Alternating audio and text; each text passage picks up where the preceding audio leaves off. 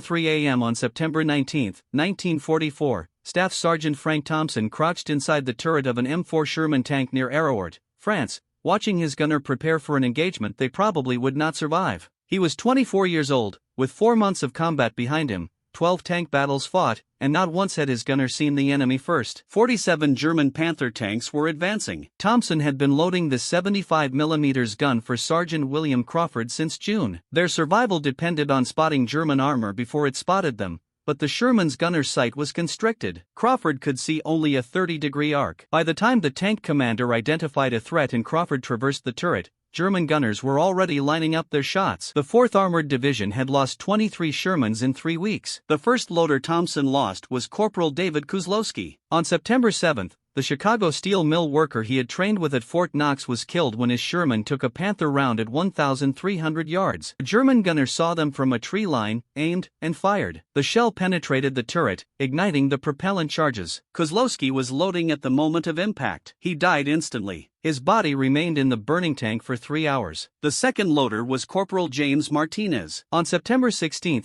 Thompson's closest friend, who had survived Normandy with him and talked about opening a garage after the war, was killed when Martinez's Sherman engaged 3 Panthers near Bison Land, destroyed one. A second Panther flanked them and fired from 900 yards. The round punched through the turret side. Martinez was pulling a shell when the German shot struck him directly, killing him instantly. 2 days later, Martinez's tank commander came to Thompson and said that if they had seen that Panther 3 seconds earlier, Martinez would still be alive. The officer was crying. By mid-September, Thompson had watched 11 loaders die, all for the same reason: their gunner could not see threats fast enough. German tanks had superior optics. American crews were courageous, but you cannot fight what you cannot see. Thompson studied how the engagements unfolded. The pattern was always the same. German tanks spotted Shermans first, took their time to aim, fired accurately, and hit first. Some crews survived. Most did not. The issue was not the gun. The 75mm could kill Panthers. The issue was seeing the target first. Crawford was skilled, but 30 degrees of vision was not enough. Thompson needed to give Crawford more eyes, to spot danger instantly rather than after the commander called it out. Every second now meant the difference between loading another shell and dying like Martinez. The answer came on September 18,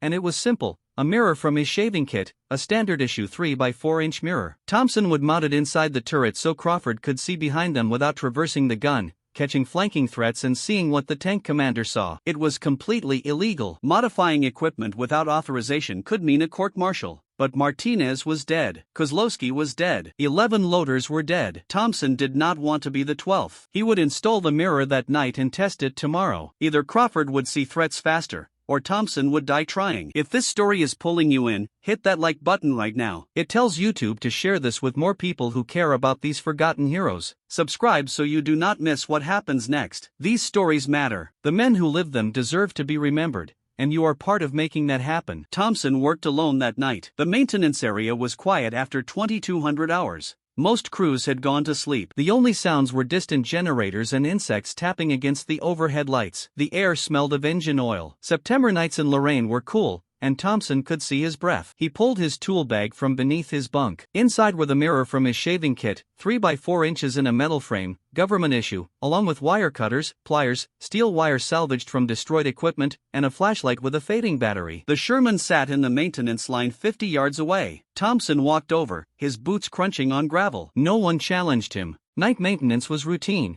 and Thompson climbing into his own tank raised no suspicion. He opened the loader's hatch and climbed inside. The turret was cramped. His flashlight beams skipped across metal surfaces, ammunition racks, the breech, the gunner's seat where Crawford would sit tomorrow. Thompson needed to mount the mirror where Crawford could see it without moving his head from the gun sight. The placement had to be exact. Too high and Crawford could not see it while aiming. Too low and it would interfere with movement. Thompson held the mirror in different positions, testing angles. His hands were shaking, not from the cold but from knowing this could land him in a court-martial. He finally chose a spot 12 inches to the left of Crawford's seat, mounted at a 45-degree angle. The mirror would reflect what was behind the tank. Anything approaching from the rear or flanks, Crawford could check with a quick glance without taking his eye off the main gun sight. A 3-second look, just enough to see if a Panther was maneuvering. Thompson cut 4 6-inch lengths of steel wire and bent each into a U-shape to form mounting brackets. He drilled holes in the turret wall with a hand drill. The bit squealed against the armor plate. Thompson stopped every few seconds,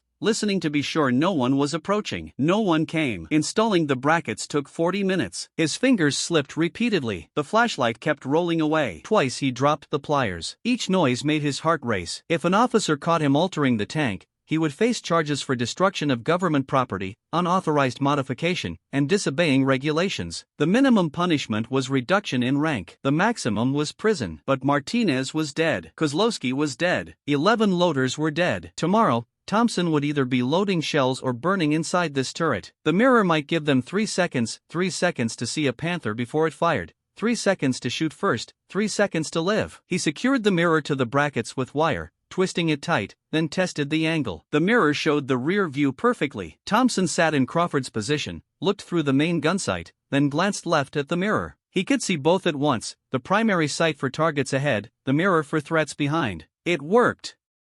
Thompson cleaned up, wiping away metal shavings. The modification looked crude, obviously not factory issue, but it worked. The turret was already crowded with gear, ammunition racks, radios, and fire extinguishers. One small mirror might go unnoticed during inspection. He climbed out at 0130, walked back to his bunk, and did not sleep. He lay in the darkness thinking about tomorrow. The 4th Armored Division was moving at 0700. Intelligence reported German Panthers in the area, with the 5th Panzer Army trying to halt Patton's advance. Tomorrow would bring a tank battle. Either the mirror would work or it would not. Either Crawford would see threats 3 seconds faster, or Thompson would die like his friends. There was no middle ground in tank combat. You fired first or you burned. At 0615, Thompson heard engines coming to life as the battalion prepared to move out.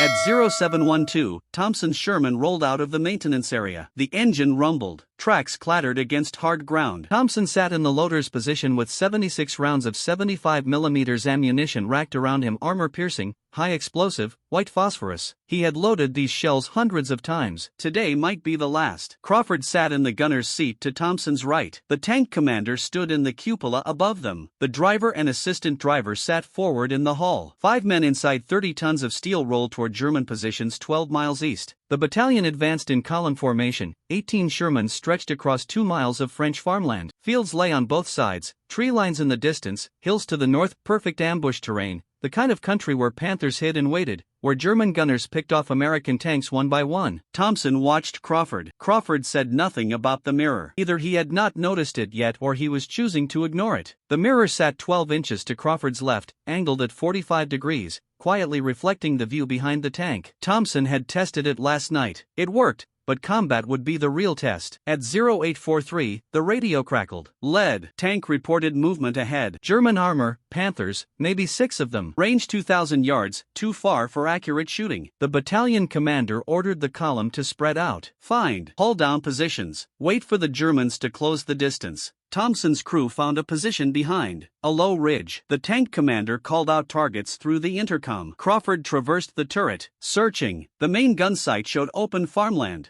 No targets visible yet. The Germans were smart, using terrain, staying hidden until they had good shots. Thompson loaded an armor-piercing round, slammed the breech closed, tapped Crawford's shoulder. Ready. His heart was pounding, hands sweating. This was it, the moment that would prove whether the mirror worked or whether Thompson had wasted his time drilling holes in government property for nothing. At 0907, Crawford fired. The gun recoiled. The breech opened. Hot brass casing ejected. Smoke filled the turret. Thompson grabbed another round. Loaded. The whole process took 6 seconds. Crawford was already traversing right, searching for the next target. Then Thompson heard Crawford's voice over the intercom. Calm, steady, Panther, left rear, 800 yards. Thompson's stomach dropped. Left rear meant flanking, meant a German tank had gotten around them, was coming at their side armor, the weakest part of the Sherman. A Panther round through the side would kill everyone, but Crawford had seen it, without the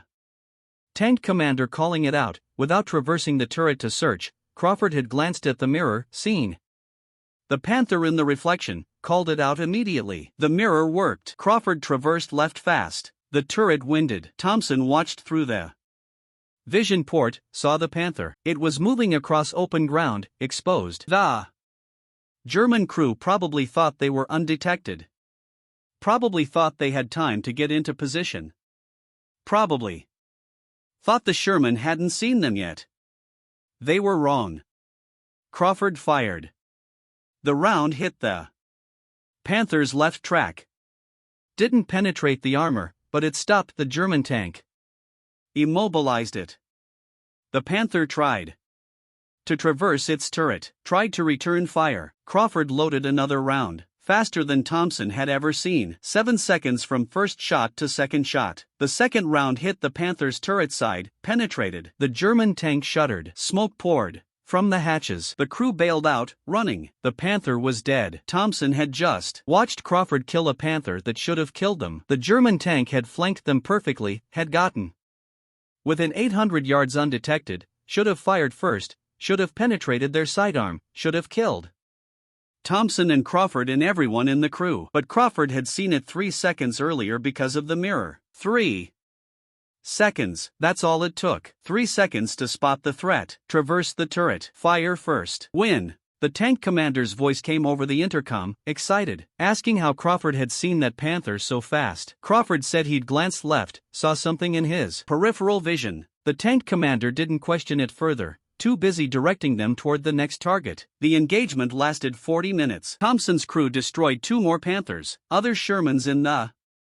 battalion got 3. German forces withdrew, left 7 burning Panthers behind. American losses were 2. Shermans damaged, none destroyed, nobody killed. After the battle, Thompson's crew returned to the maintenance area. Crawford climbed out of the turret, found Thompson, looked at him for a long moment, then looked at the mirror mounted inside. Crawford reached out, touched it, tested the angle, saw how it reflected the view behind the tank. Crawford asked one question: when did you install this? Thompson told him last night. Worked alone. Took 40 minutes. Completely illegal. Could get court-martialed if anyone found out. But Martinez was dead, and Thompson didn't want Crawford dying the same way. Crawford was quiet. Then he said something Thompson would remember for the rest of his life. This saved us today. That Panther would have killed us if I hadn't seen it. I need you to do something for me. Thompson asked what? Install one in every tank in the battalion. Thompson started with Crawford's wingman, Sergeant Robert Hayes. Hayes had lost his loader 3 weeks earlier. Burned alive when a Panther hit them from the flank. Hayes survived with burns on his hands. His new loader was a replacement. Kid from Ohio, 18 years old, terrified. Thompson found Hayes that evening, told him about the mirror, showed him how it worked in Crawford's tank. Hayes looked at it, tested the angle, asked if Thompson could install one in his Sherman. Thompson said, yes, tonight. Don't tell anyone. They worked after 2,300 hours. Thompson brought his tools. Hayes kept watch. The installation took 35 minutes. Faster than the first time. Thompson knew the exact position now, knew the angle, knew how to drill the holes without the bit squealing too loud. When they finished, Hayes tested it from the gunner's position. Said it was perfect. Said his gunner would be able to see flanking threats instantly. Hayes asked Thompson how much he wanted. Payment for the work. Thompson said nothing. Just don't get killed. That's payment enough. The next day, Hayes's crew engaged 4 Panthers near Moncourt. Hayes's gunner spotted 2 of them using the mirror, called them out before they got into firing position, destroyed both. Hayes came back raving about the modification, told every tank commander in the company. By evening, 6 more crews wanted mirrors. Thompson installed 3 more that night, 2 the night after. Word spread through the battalion faster than Thompson expected. Loaders talked to other loaders. Gunners talked to other gunners. Tank commanders started asking their crews if they'd heard about the mirror modification. Some crews were skeptical. Most wanted it immediately. By September 25, Thompson had installed mirrors in 14 Shermans. He was exhausted. Working maintenance during the day, installing mirrors at night, getting maybe 4 hours of sleep. But crews were surviving. The battalion's kill ratio had shifted. 5 Panthers destroyed for every Sherman lost. That ratio had been reversed a month ago. Lieutenant Colonel Croton Abrams commanded the battalion. Abrams was a tanker's tanker, aggressive, smart, knew armor combat inside and out. He noticed something was different. His crews were spotting German tanks faster, reacting quicker, winning engagements they should have lost. But he couldn't figure out what had changed. On September 27, Abrams did an inspection of the tank line. Standard procedure, checking maintenance, verifying ammunition loads. Ensuring equipment was combat-ready, he climbed into Thompson's Sherman, looked around the turret, his eyes stopped on the mirror mounted to the left of the gunner's seat. Abrams asked what that was. Thompson's stomach dropped. This was it. Court-martial, dishonorable discharge, prison, everything he'd feared since installing the first mirror. Crawford spoke up before Thompson could answer. Said it was a modification they'd made. Helped the gunner see threats from the flanks. Had saved their lives twice in the past week. Abrams asked who authorized it. Crawford said nobody. They'd done it themselves. Knew it was against regulations, but it worked. Abrams stared at the mirror for a long time. Then he climbed out of the turret, walked down the line, climbed into Hayes's tank, saw another mirror, same position, same angle, climbed into a third tank, another mirror. Abrams realized what was happening. Multiple tanks had been modified, all the same way, all without authorization. He called Thompson over, asked him directly, "Did you install these mirrors?" Thompson said, "Yes, sir. All of them. 14 tanks total. Took about 40 minutes per tank. Used salvaged materials. No requisitions, no paperwork, completely illegal." Thompson stood at attention, waited for Abrams to order his arrest. Abrams asked how many tanks in the battalion didn't have mirrors yet. Thompson said, 23, sir. Abrams looked at him, then said something Thompson never expected. You have 48 hours to install mirrors in every tank in this battalion. That's an order. I'll handle the paperwork. You focus on keeping my crews alive. Thompson stood there stunned. Abrams had just officially authorized the modification, made it legal, protected Thompson from court-martial. More than that, Abrams understood what the mirrors meant, understood they were saving lives, and he was willing to break regulations to save more. That night, Thompson worked faster than ever. He recruited other mechanics, showed them how to install the mirrors, taught them the position, the angle, the drilling technique. By September 29, every Sherman in the battalion had a mirror. The modification was no longer a secret. It was standard equipment. The Battle of Arras started on September 19 and lasted 2 weeks.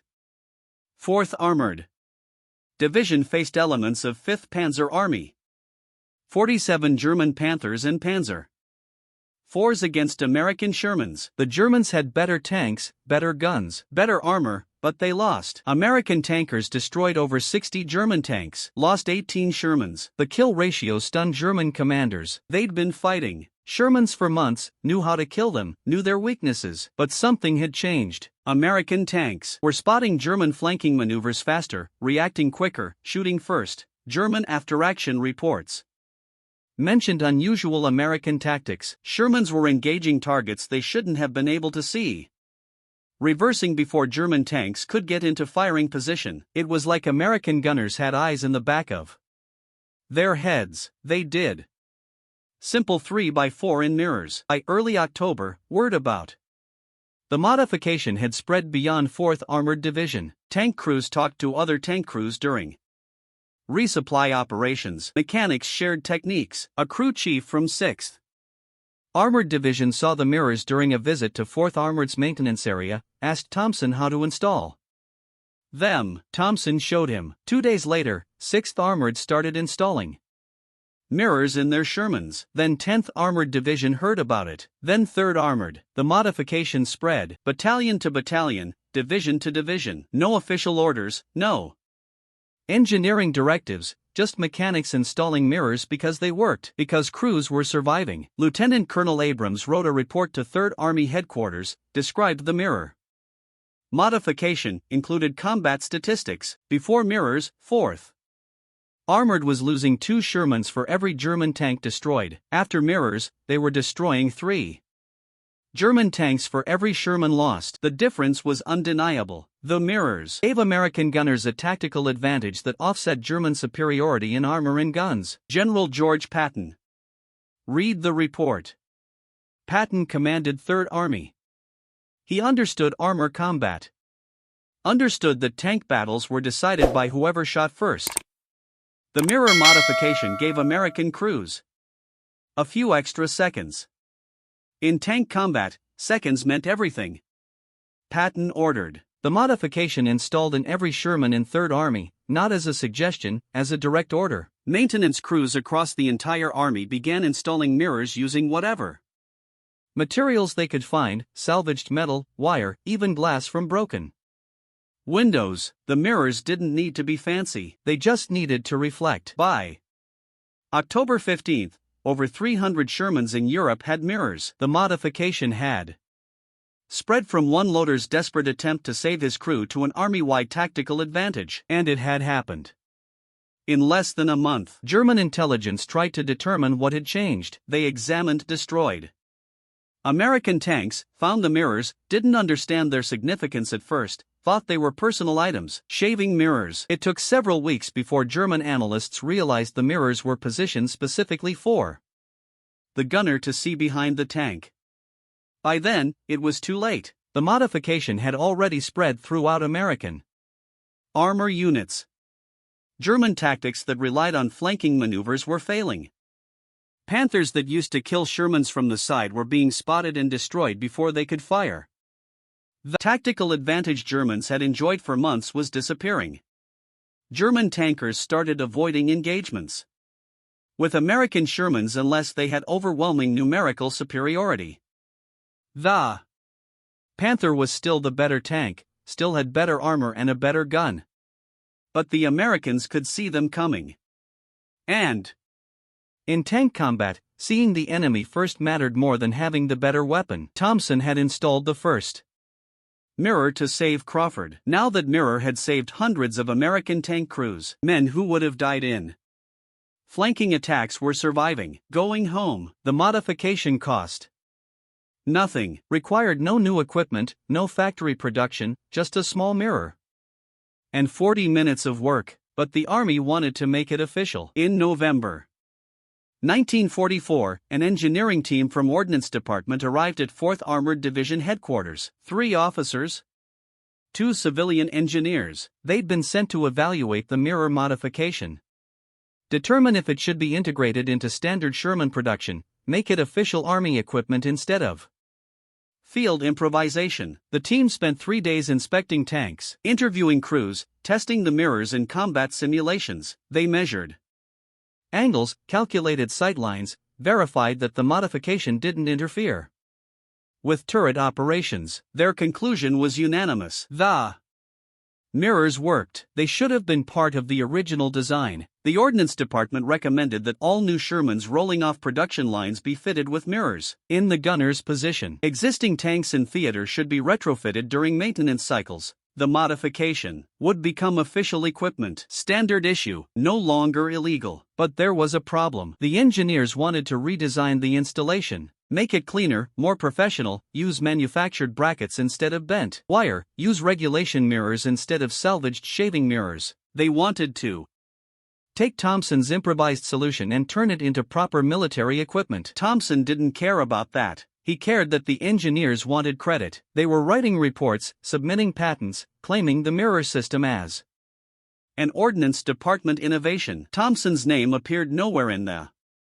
documentation. Neither did Crawford's, neither did Hayes's. The official record would show that Army engineers had developed an improved sighting system for Sherman tanks. Lieutenant Colonel Abrams tried to correct this. He wrote letters, submitted reports, made sure Thompson's name was in every document from 4th Armored Division. But those reports got buried, lost in the bureaucracy. The engineering team's version became the official story. Army engineers had identified a problem with Sherman gunner visibility and developed a solution. Thompson learned about this in December. An officer showed him the official documentation, asked if he wanted to file a complaint. Thompson said no. He didn't care about credit, didn't care about recognition. He cared that crews were surviving, that loaders weren't burning alive because their gunners couldn't see threats. If the Army wanted to pretend engineers invented the mirrors, fine, as long as they installed them. By January 1945,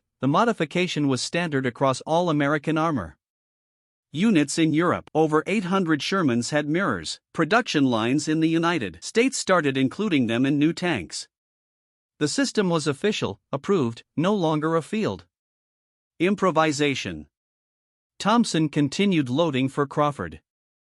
They fought through the Battle of the bulge, pushed into Germany, survived engagements that would have killed them 6 months earlier.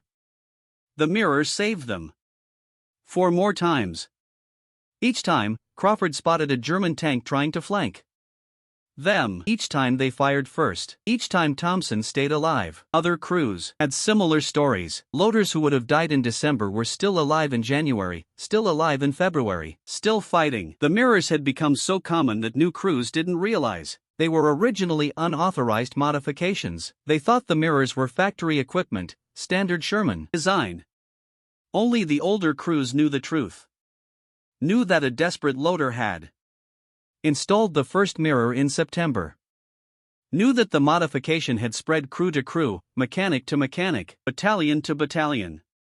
Knew that it had saved hundreds of lives before the Army made it official. Thompson's work had changed how American tanks fought. But his name never appeared in any citation.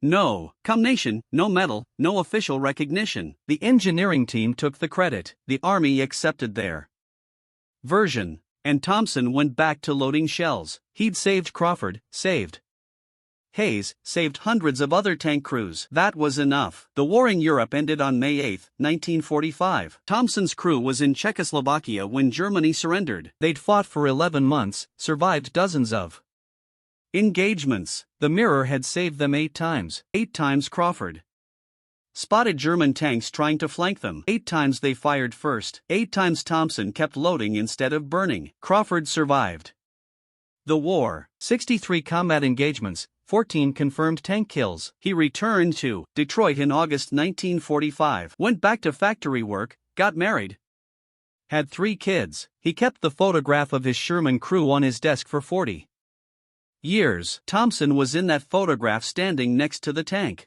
Young, thin, covered in grease. Crawford never forgot what Thompson had done. Every year on September 19, Crawford called Thompson to thank him for installing the mirror and told him he would not have survived without it. Thompson always replied the same way. He said he was only doing his job, keeping his crew alive, because that was what loaders did. Thompson remained in the Army until 1946, then returned home to Pennsylvania, to a small town outside Pittsburgh. He worked in a steel mill for 32 years, the same kind of work he had done before the war: hot metal, heavy machinery, and long shifts. He married in 1948, had 2 daughters, and lived a quiet, unremarkable life. Thompson never spoke about the mirror. When people asked about the war, he said he had been a loader, worked on tank crews, and left it at that. He did not mention the modification. He did not mention saving hundreds of lives. He did not mention that he had changed the way American tanks fought. It was not modesty. He simply did not think it mattered anymore. Hayes also survived, the gunner who had lost his first loader. Hayes fought until Germany surrendered and never lost another crewman. He credited the mirror with saving his crew 3 times. After the war, Hayes became a high school teacher in Ohio, teaching history. Sometimes he told his students about tank combat and about how small, improvised solutions could save lives. He never mentioned Thompson by name. He did not know whether Thompson wanted the attention. By the 1960s,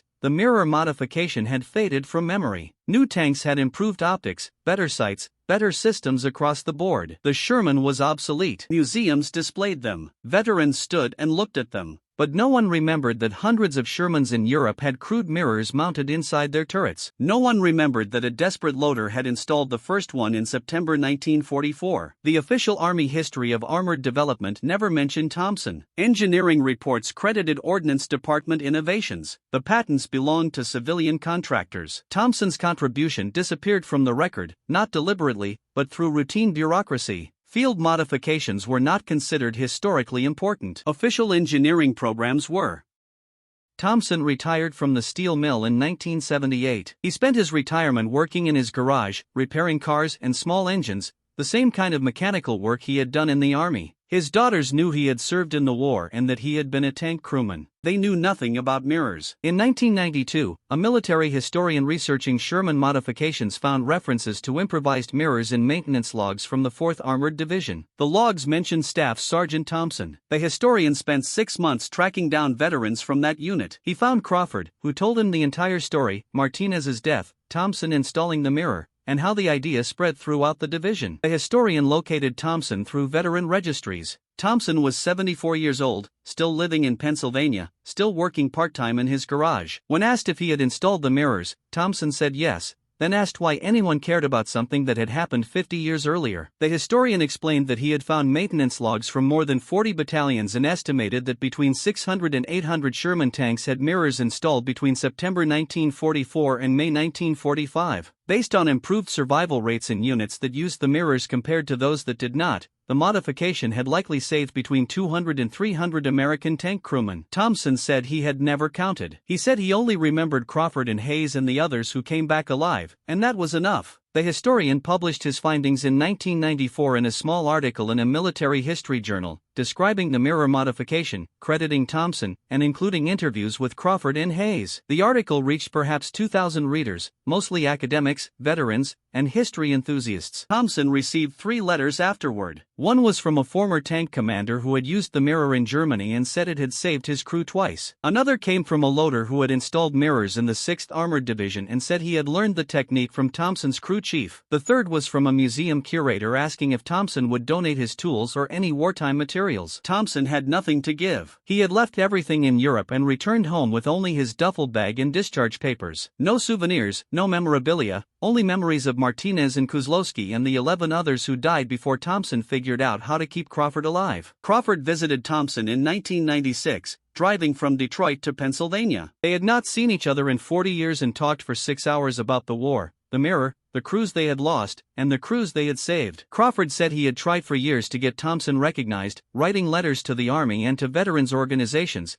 but no one cared. Too much time had passed. There were too many larger stories from the war. Thompson said he did not need recognition. He had Crawford sitting alive in his garage, and that was recognition enough. Frank Thompson died on March 14, 2003. He was 84 years old. The cause was heart failure. His obituary in the local newspaper mentioned his service in World War II as a tank crewman with the 4th Armored Division. It did not mention the mirror modification. It did not mention that he had saved hundreds of lives. It did not mention that he had changed how American armor fought in Europe. His funeral was small, attended by family and a few friends. 3 men Thompson had never met were there. They introduced themselves afterward. They were tank veterans, men whose crews had used the mirror modification. They had read about Thompson's death in veterans' newsletters and came to pay their respects and to make sure his family knew what he had done. Thompson's daughters learned the full story that day. They learned their father had installed mirrors in tanks. They learned those mirrors had saved lives. They learned he had done it without authorization, risking court-martial. They learned he had never talked about it because he did not think it mattered. Today, Thompson's story exists only in fragments, maintenance logs in the National Archives, interview transcripts in military history collections,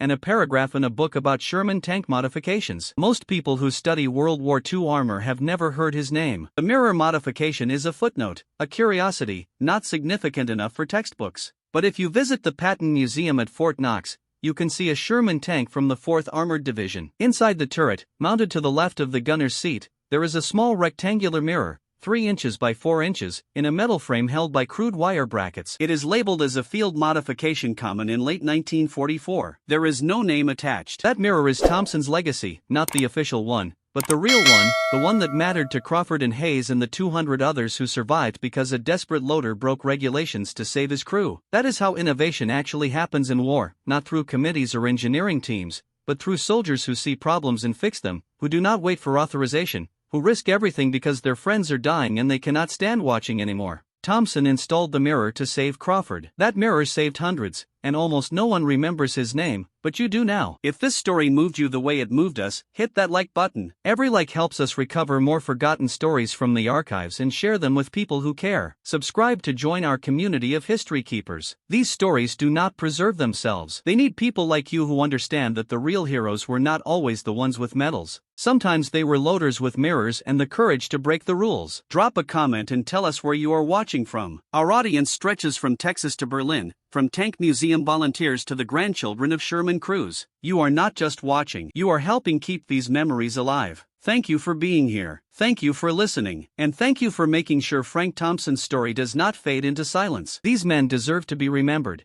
and you are helping make that happen.